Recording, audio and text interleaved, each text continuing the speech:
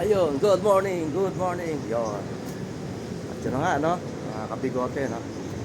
Pagkatapos ng bagyo kagabi, kahapon. So, tayo maglilinis naman dito sa ating roof deck. Siyempre, dinaanan ng bagyo ito kagabi, no? Napakagulo. Napakagulo rito. At saka ang dami mga dahon na ililipat dito sa ibabaw ng ating roof deck, no? Kaya tayo maglilinis muna. At siyempre, sa kasamang palad,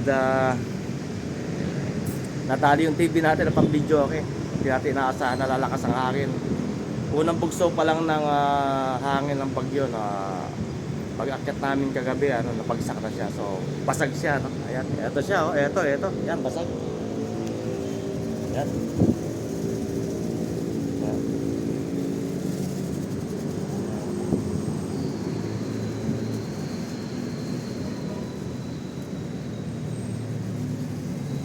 Ito kahit malayo yung mga puno dito, nagbiparang pa yung mga dahon dito, dahon ng akasya.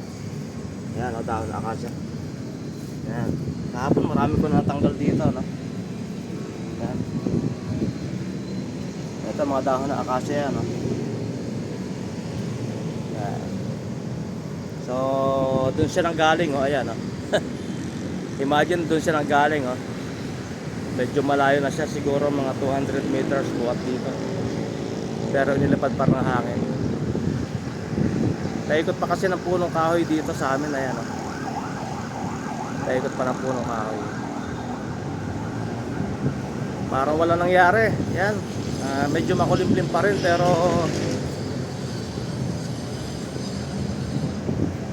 yan, maganda na panahon. Siya nga pala, no, tayo makikirami sa lahat ng mga nasalantahan ng bagyo, no? Sa Mulunay, Quezon, lalo sa Mulunay, Quezon, sa Bicol, ako, grabe. Sigurado hanggang ngayon na wala silang ginawa ngayon kundi maglinis sa kanilang bahay. Napakahirap ng ganun, no? So tayo nakikirami sa kanila, sana makabangon agad sila. Napakahirap maglinis sa loob ng bahay, putik, sa kalsada, grabe, nakatumbang puno, no? Kaya nakikirami sa kanila. So, ganun pa man, sana lang hindi masyado marami ang namatay na tao sa bagyong Christine. Grabe, ito na yata pinakamalawak na bagyo na napakarami tinamaan ng pagbaha. Napakaraming tubig na bumagsak.